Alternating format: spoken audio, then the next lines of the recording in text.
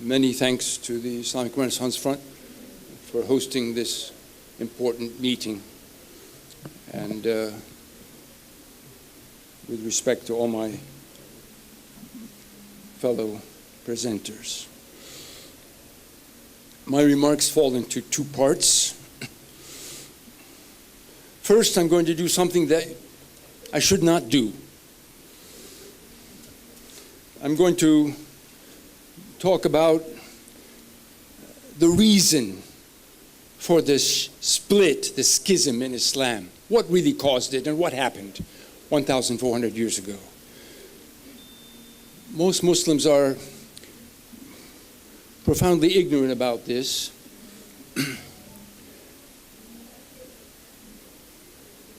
And this is one of the factors that plays into the hands of extremists today, the general ignorance. Therefore, one of the important factors to overcome the bad effects of sectarianism is to become better educated and better informed. But perhaps one should invoke an old adage here: if ignorance is bliss, 'tis folly to be wise. It might be better if we all just perpetuated our ignorance. That's the normal trend for humans. We'll start with immediately after the death of the Prophet, the first successor, Abu Bakr, who ruled for about 2.5 years. And during that period, instituted a policy that has basically remained in force for centuries. Al-A'imma min Quraysh, he said. It was attributed to the Prophet. The leadership should come from Quraysh. You have to remember that at that time, the main body of the Muslims in Medina were the Ansar. They were the largest group, certainly the most important fighting force. There were only about 70 or 80 of the Muhajirun, Meccans who emigrated to Medina along with the Prophet, and yet they formed a kind of inner circle within Islamic leadership. Abu Bakr instituted the policy that the leadership should be only from the Quraysh.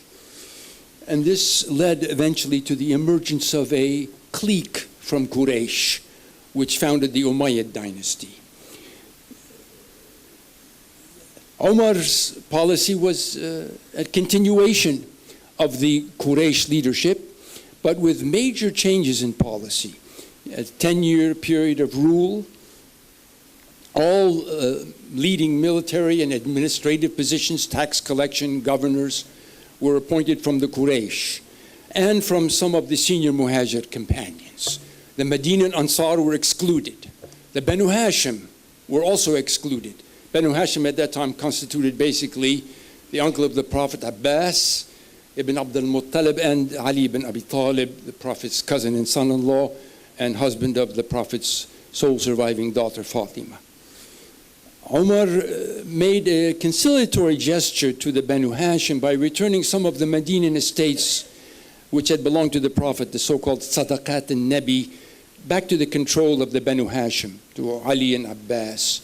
But other aspects of the estates of the Prophet, including Fadek and some of the hamlets in Khaybar, remained in the control of the Medinan leadership and were not returned to the Prophet, because the principle had been laid down by Abu Bakr that the Prophet had no inheritable property. There was no succession to the Prophet in terms of inheritance. There was only succession in terms of leadership. This is an important principle. Umar further made major policy changes.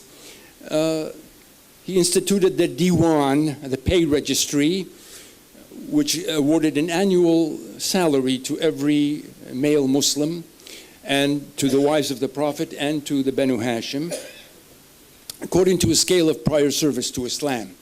So there was a new hierarchy imposed. This was necessary in order to provide the people who engaged in jihad with a kind of income.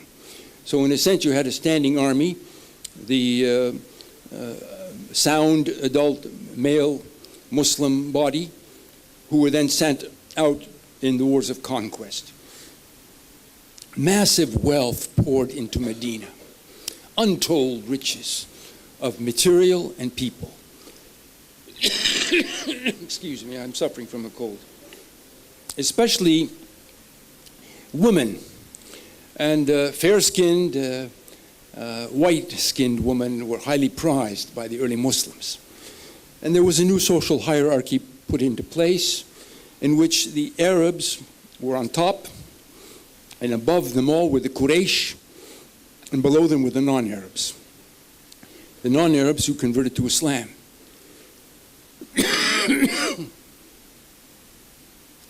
Muslim sources, upon which I base this brief overview, termed this policy Sunnat Umar, the policy of Umar. Non-Arabs and new Muslim converts were paid much lower pensions than the Arabs. They were not given any important military or administrative positions. They were confined to the back rows of the mosques. In the armies of conquest, they had much less opportunity to collect booty in the wars because they were not given important positions. Furthermore, there was a social policy of discrimination based on marriage. Arab men could marry any of the Muslim women and or slave women that they wished. Non-Arabs could not marry Arab women. That was the Sunnat Umar included that. There was a social hierarchy involved. This was something new which had not existed under the Prophet. Uthman's reign as caliph was about 12, 13 years. I'm giving a very brief and very sketchy overview. This signaled the emergence of the Quraysh clique, the ruling polity of the new leadership, which was drawn largely from the old Meccan Quraysh enemies of the Prophet, who had resisted Islam and had fought the Prophet bitterly for over 18 years, and finally, just 2 years before the Prophet's death, had been accepted into the fold of Islam with the conquest of Mecca, Fath Mecca. Some of these details are largely unknown to most Muslims. Uthman's policy also differed in that he called himself a new title, Khalifatullah, the successor or God's deputy on earth. Before, it had been Khalifat Rasulullah with Abu Bakr or Amir al-Mu'mineen with Umar. But now Uthman assumed the title of God's deputy on earth. And he saw himself as put there in that position by God himself. And he also promoted his blood relatives into important positions. And many of them were noted for their abuse of their positions. This is the full emergence of the Quraysh polity. Within several decades of the Prophet's death, the leadership of the Muslim empire, all the major provincial administrations were in the hands of the Quraysh.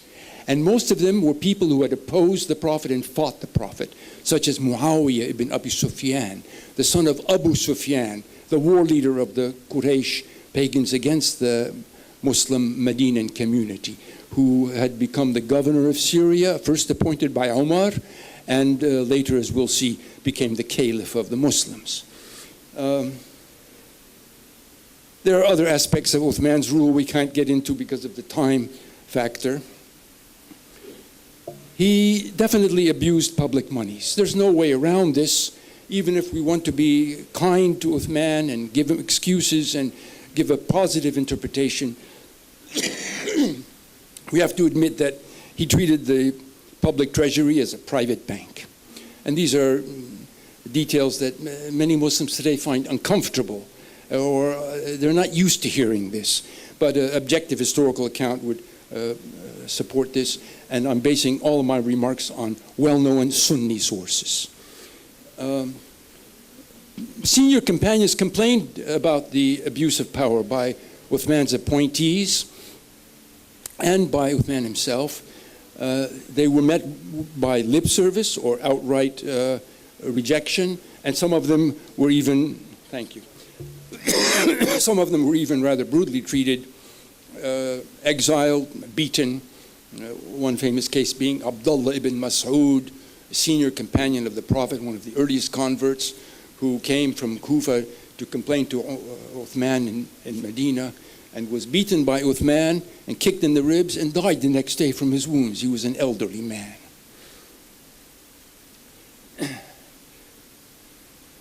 Let's go back one, if I may. Of course, this led to a lot of unhappiness. There was armed protests. A group of rebels from Egypt and also from Iraq converged on Medina. They besieged the caliph's palace. Uthman had built a rather sumptuous palace for himself in Medina, several stories tall. And it ended up in a confused mess, a fire, and then the eventual assassination of Uthman.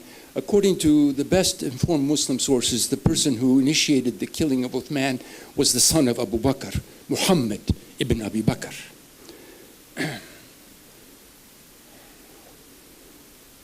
I'm hoping that this thing will work. So,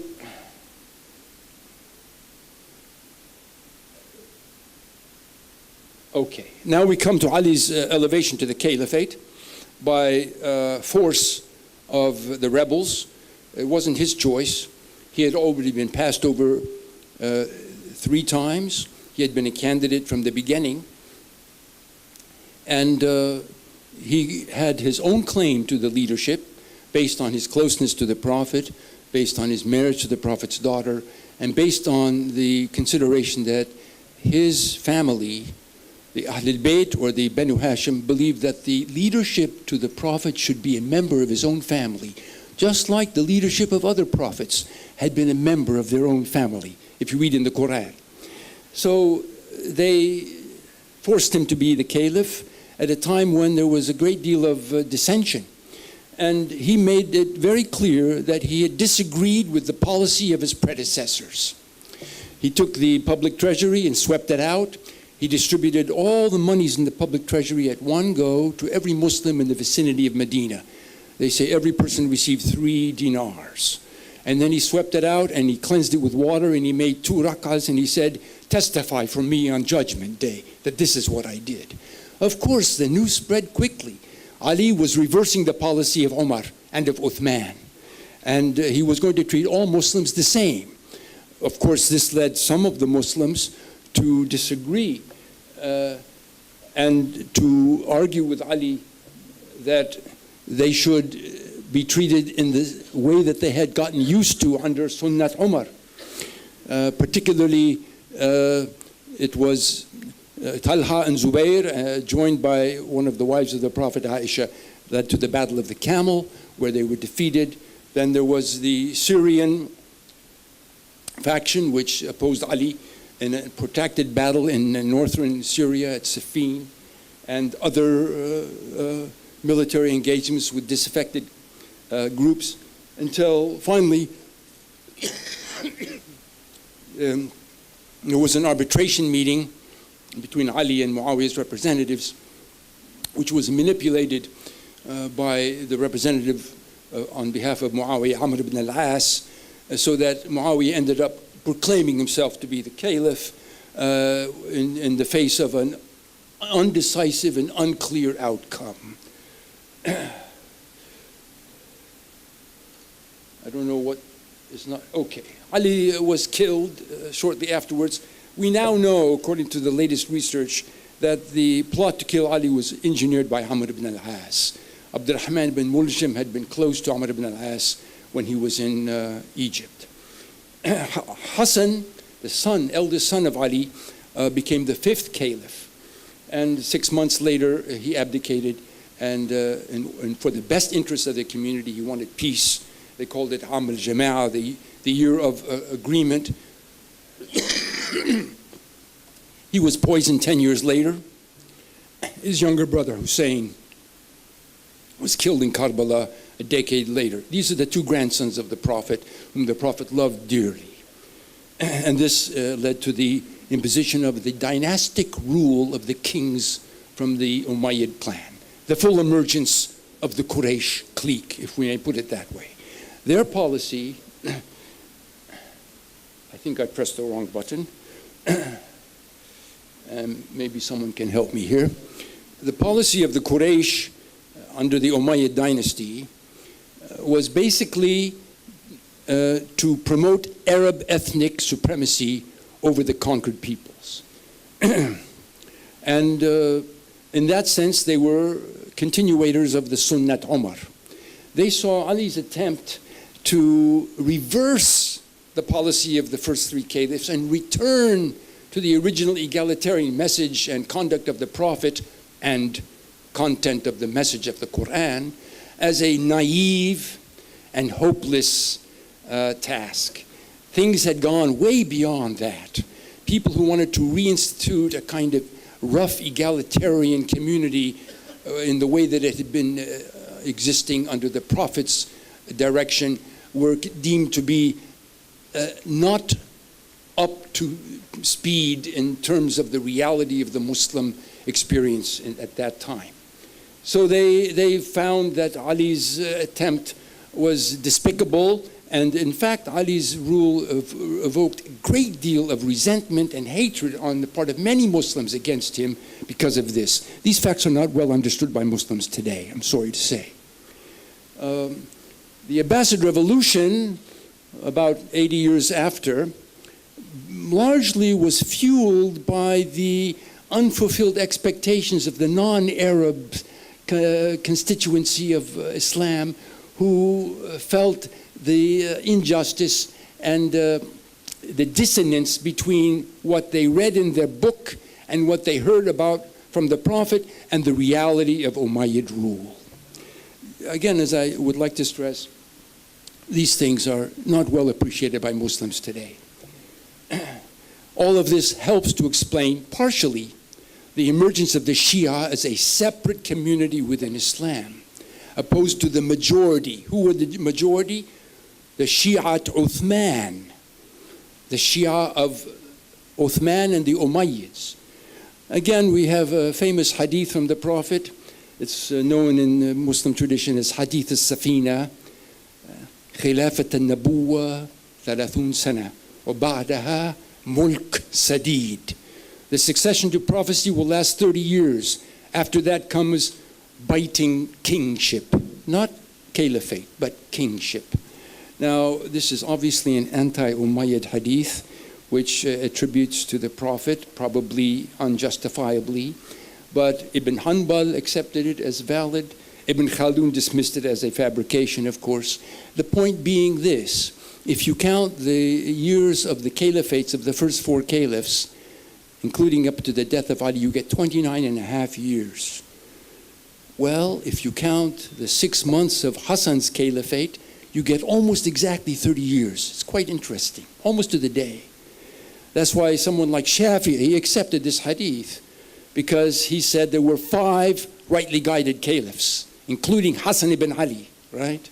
And other early Muslim authorities felt similarly. Anyway, this is our brief overview of the reason for the schism. Most Muslims are unaware of some of these facts. It's not a very flattering portrait. We shouldn't be too hard in judging people like Umar or Uthman. They did, under the conditions of their age, what they understood to be the best thing for the community. Whether their understanding was adequate or not is another question. Certainly people like Ali would have dismissed their attempts as inadequate. And he insisted on a return to the pure ideals that the Quran embraced, and that his short tenure in Iraq, when he had his base in Kufa, tried to implement. For example, he treated non-Arabs and Arabs equally in all distributions of monies. This infuriated the Arabs. The nobles of Kufa deserted Ali in large numbers and went over to Muawiyah, where they were received with open arms and large gifts of money. And this is one factor that led to Ali being idealized by a small group of his partisans, who later embedded themselves into the non-Arab circles of lower Iraq to form the early Shiite community. Now we come to the current situation that Professor Chandra and Professor Azyumardi have discussed in their own inimitable fashion. And it has to do with the spread of politicized religion in the Muslim world. We have this term, identity politics. it has become a major feature of many Muslim societies, including here in Southeast Asia. It has led to a deformation of Islam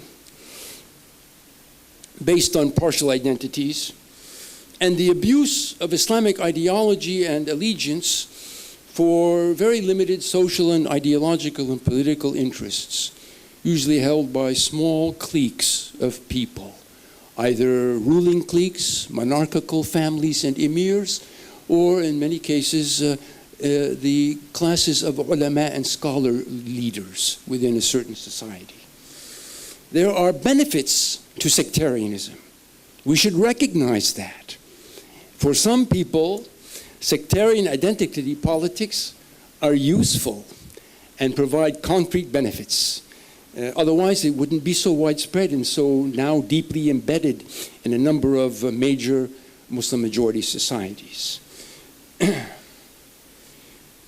Hatred is the most effective common binding tool to motivate people. We have to recognize that there's a strong power in hatred that can move and organize and motivate people in ways that other human emotions cannot. And people who have studied authoritarian movements, dictators, various forms of political ideology will recognize that hatred, whether based on class or on ideology or on religious identity, is a very powerful motivating factor in human societies. And this is one of the reasons why the rivalry between the Islamic Republic of Iran and the Kingdom of Saudi Arabia has now become a pervasive factor in the politics and in the religious identity of the Arab world and the Middle East in general, and has been spread like a virus throughout the Islamic world and become a factor to the extent that it has become a major security and strategic issue globally, especially for non-Muslims. Europe and the United States become very important to them to understand what's going on between the Shia and the Sunni, because it affects their security directly, as we all know recently in the atrocities perpetrated in North America and Europe.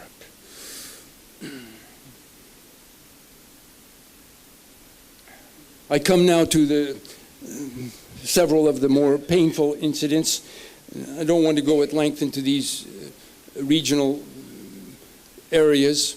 The war in Iraq, in a way, provoked by United States intervention, and also the sectarian hatred, which was fanned by the United States.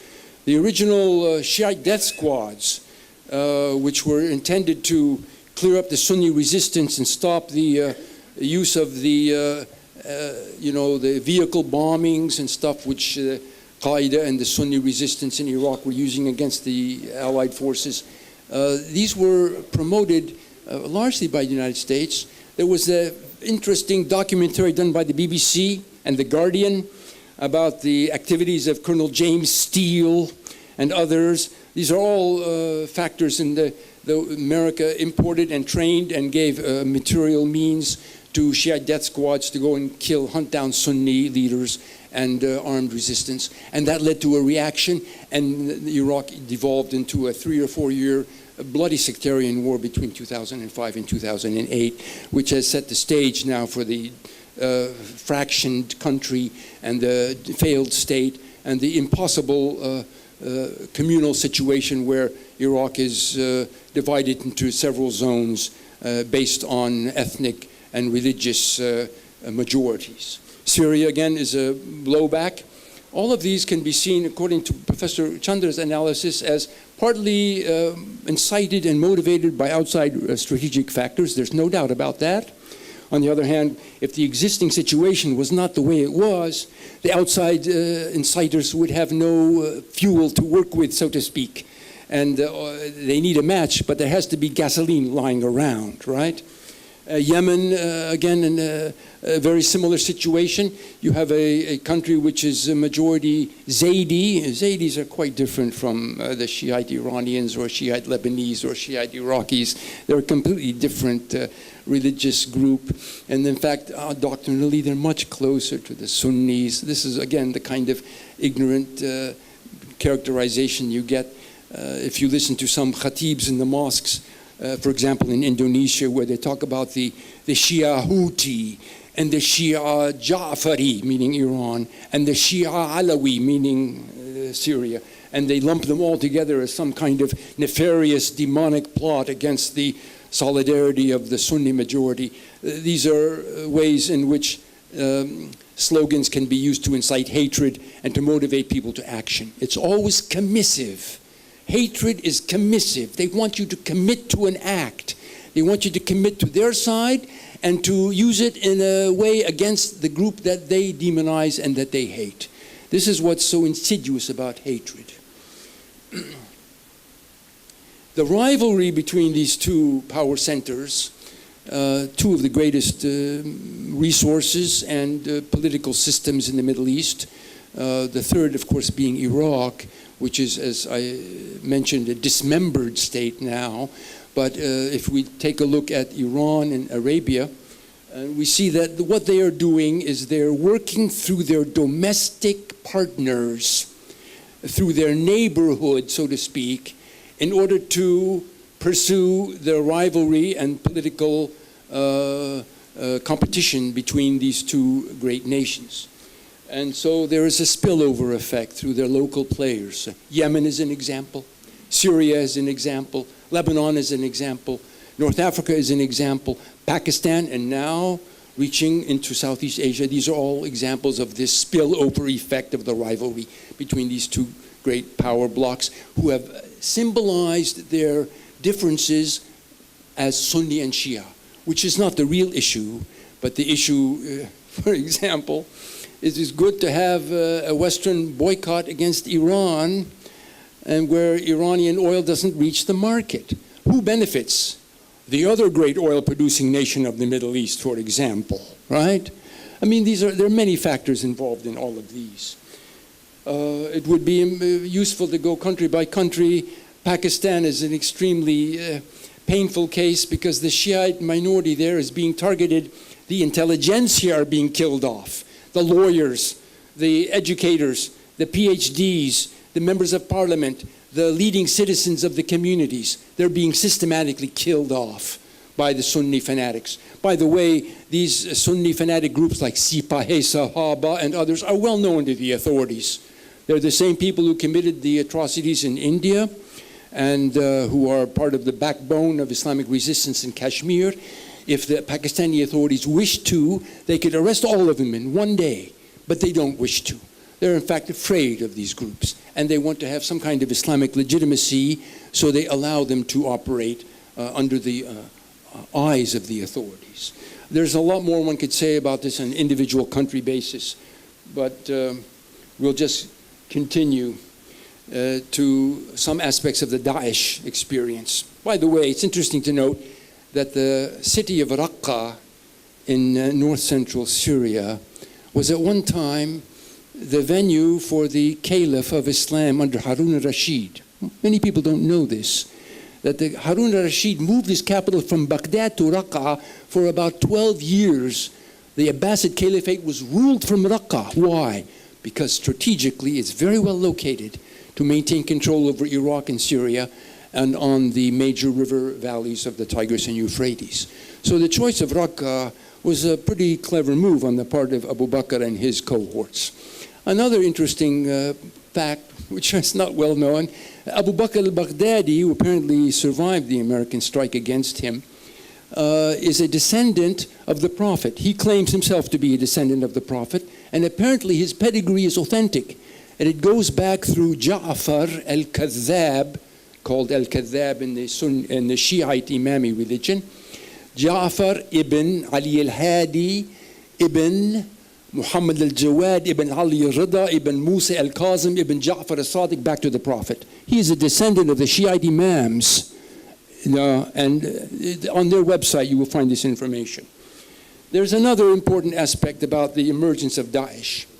And this has been explored in very interesting ways.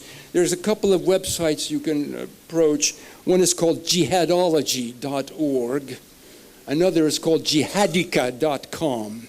These are not jihadi websites, but they monitor and they give examples of the kind of videos that are being produced. Daesh produces between 4 to 8 videos every day.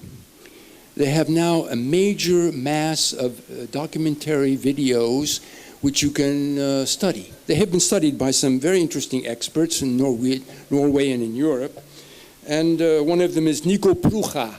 He has a number of articles on the web, how the Arabic ideology of jihadist movements translate into non-Arabic online networks.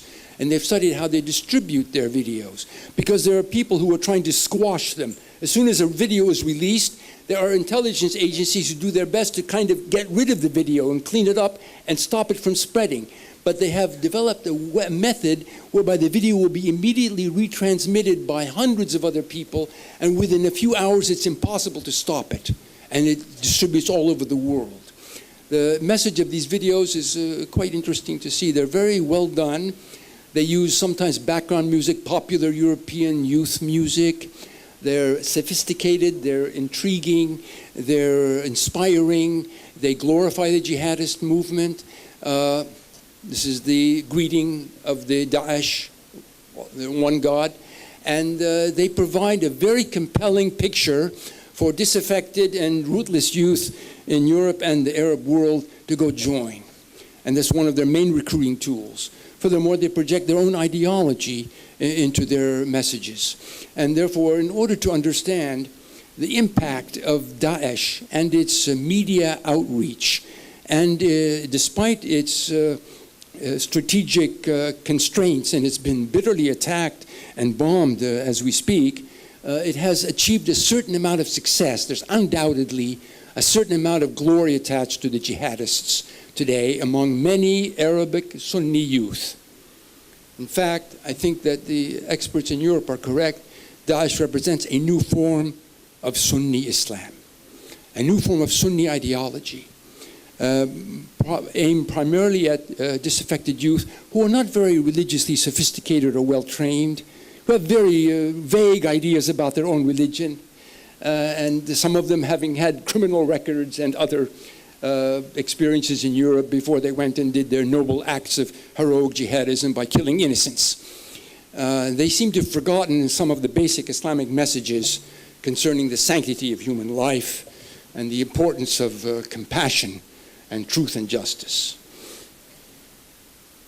So there is now emerging a new centralized form of Islam which is being shepherded and ushered into existence through media like the Daesh and others related groups. They are a global phenomenon. And this is a threat to the majority Sunni community, more than to the Shia minority. The Sunni radical mindset of the jihadists is a direct threat to the majority Muslim community. This is what needs to be emphasized. This is in fact a civilizational crisis of tremendous implications, whose seriousness is not fully grasped by most people, least of all by Muslims. The structures in the Middle East that have failed, the states that have been broken up and dismembered, the societies that have been fractured and torn by conflict and bloodshed that would take decades to rebuild and reheal, it's unimaginable. And I'm not talking about the cultural legacy, the mosques and the tombs and the artworks that have also been devastated and trashed by these people, by these ignoramai. And this is in fact a direct attack on Islamic civilization, my friends. I think it should be looked at in that way. So this is the #1 global security and strategic concern at the moment for non-Muslims as well as for Muslims. Okay? It should be considered that way by Muslims as well. So can we be part of the solution, or are we fated to just be the primary incitement of these devastating ruptures and violent conflict and bloodshed? This is a question I want to leave with you. I want to remind you about the basic Islamic message of justice and mercy. Muslims worship Ar-Rahman, Ar-Rahim. And if they don't practice compassion and loving kindness to each other and to non-Muslims, then they are abandoning their religion and making it upside down. And this is an issue that we should pay increasing attention to. Professor Azyumardi has pointed out some of the obvious and important ways to advance through education and through the promotion of a moderate form of Islamic understanding, which has to be also given government support and education at a very beginning level from primary and secondary school as well. And peace education is something that is not paid much attention to in the Islamic societies. And therefore, I will leave you with a quotation from our Prophet Muhammad, may God dwell him in glory and give him peace. من لا يرحم لم يرحم. The one who does not show loving kindness to others, God will not show loving kindness to him on the day of judgment. Alhamdulillah.